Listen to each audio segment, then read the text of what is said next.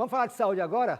O número de internações de idosos decorrentes de queda subiu 17% em 2022 em comparação com 2021. Manter a vida em movimento é uma das práticas mais recomendadas para ter o quê? Longevidade. Mas é preciso também tomar alguns cuidados para evitar quedas, que é o mais sério e frequente, né? Acidente doméstico e a principal causa de morte acidental em idosos. O que fazer para evitar? Aqui no estúdio, o doutor Leonardo Oliva. Tudo bom, doutor Leonardo? Como vai? Tudo bem, Casimiro. Para falar disso, de quedas e também de uma vida mais saudável, né? Por que aumentou tanto esse número de quedas?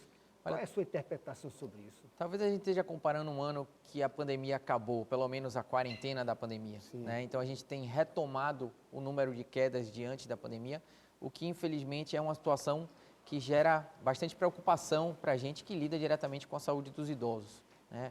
O evento Quedas é um evento de extrema importância do ponto de vista de saúde, porque pode gerar diversos agravos à saúde, com grande limitação, dor, piora da qualidade de vida e mesmo mortalidade, né? Cair aumenta a mortalidade entre os idosos. Agora o idoso quer sempre se sentir atuante, forte, né? Por mais que o filho, que a mulher, que a família fala, não suba no banco para pegar uma coisa normal, enfim, ele quer, como é que a gente faz para equilibrar isso, para que não deixe o idoso também, digamos assim, deprimido e se sentindo impotente?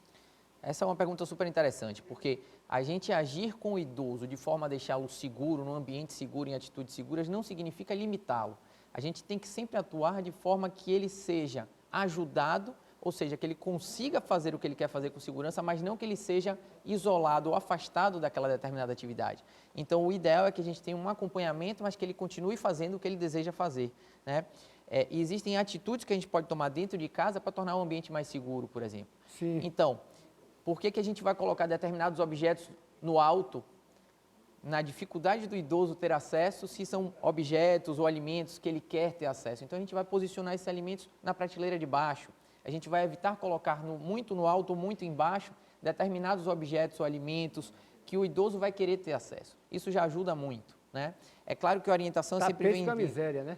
Em relação ao ambiente doméstico e quedas, tapete, o idoso adora um tapete, arruma a casa, deixa bonita, mas a gente tanto escorrega no tapete quando tropeça na quina do tapete, né? Então, infelizmente, está associado a muitas quedas. Não só tapete, pequenos objetos, mesas de centro, fios pela casa. Casimiro, quer ver uma coisa que cai muito, que o idoso cai muito? Peso de porta. Peso de porta? Aquele pezinho bonitinho que a gente coloca para segurar a porta, evitar de bater, é exatamente na passagem. Tropeça. Eles tropeçam ali. Então, essa, por exemplo, é uma atitude simples. A gente coloca aquele prendedor no fundo da porta, a gente consegue eliminar aquele pezinho da porta e não ter esse obstáculo aí, esse objeto que propicia a queda dentro do ambiente doméstico.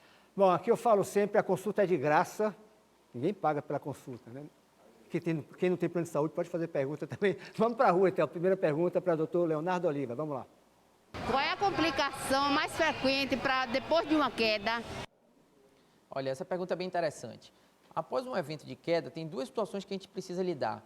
A primeira é, aconteceu algo agudo ali, como assim? Houve um machucado, quebrou um osso, bateu a cabeça de forma significativa que a gente precisa avaliar, machucou algum órgão importante. Essa é a situação que aconteceu ali naquele momento. Mas a gente também precisa avaliar esse idoso que caiu diante de tudo que aconteceu para evitar novos eventos de queda. Então é muito importante avaliar tanto os fatores extrínsecos, que a gente falou um pouquinho. O que é extrínseco? É de fora, que não tem relação com a pessoa. Então o ambiente, o que é que ele estava calçando, que tipo de atitude ele tomou na hora que caiu, foi um piso que estava molhado, foi um tapete, foi um fio.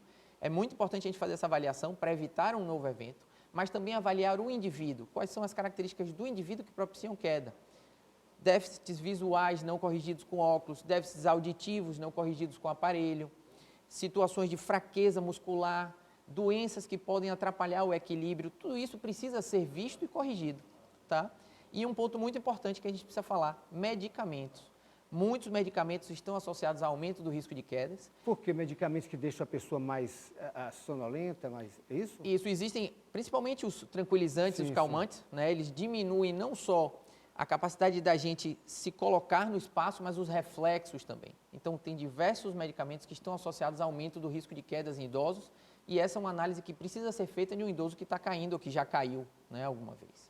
Outra pergunta das ruas. O entrevistado é o Dr. Leonardo Oliva, geriatra, e o assunto é idoso, é queda de idoso principalmente. Vamos à próxima. Qual as lesões mais comuns nos idosos? Quais são as lesões mais comuns? O senhor falou bater a cabeça, também é mais grave, é isso? Quando a gente pensa numa queda, a maior preocupação são com os ossos e com o crânio, com a cabeça, né? Falando no crânio, um traumatismo craniano pode gerar um sangramento, e esse sangramento trazer uma complicação muito grande, né? O que a gente chama de um AVC hemorrágico por um sangramento no cérebro, e a gente precisa muitas vezes até de uma abordagem neurocirúrgica. Então essa é uma situação que sempre deixa a gente muito preocupado. Mas o mais comum é problema relacionado aos ossos, fratura, né? O principal, o mais comum, a consequência mais grave, mais comum de uma queda é uma fratura. Principalmente aqueles indivíduos que já têm o osso fragilizado, que a gente chama de osteoporose, tá? Então, fratura principalmente no fêmur, né? Fratura do osso da perna, mas também fratura punho e fratura também a coluna, as vértebras. Coluna deve ser terrível, né? Isso. Coluna é... E uma fratura pode gerar, Casimiro, uma perda de qualidade de vida muito grande, com limitações funcionais, incapacidade de voltar a andar, dor. É uma situação que realmente a gente precisa ter atenção para evitar. Mais perguntas nas ruas. Vamos lá, próxima. Não tem? Quais lugares que são mais perigosos para idosos? Pergunta interessante também. Normalmente, quando o idoso cai fora de casa, isso está muito mais relacionado ao ambiente novo do que propriamente a problemas com o indivíduo. Então, eu tropecei porque na rua tinha um buraco, escorreguei numa poça, foi um ambiente novo e diferente, isso tem muito mais a ver com aquele ambiente propriamente dito. Quando a queda é dentro de casa, é claro que a gente tem que avaliar se não tinha uma situação de risco ali relacionada ao ambiente, mas a gente pensa muito mais em fatores intrínsecos, questões próprias do paciente. Sei. Será que ele está caindo a pressão quando ele levanta, por exemplo? A hipotensão que a gente chama, e aí ele teve uma tontura e caiu? Ou será que é a dificuldade de visão, dificuldade de audição ou a própria fraqueza dos músculos? Então não é que tenha um local mais perigoso.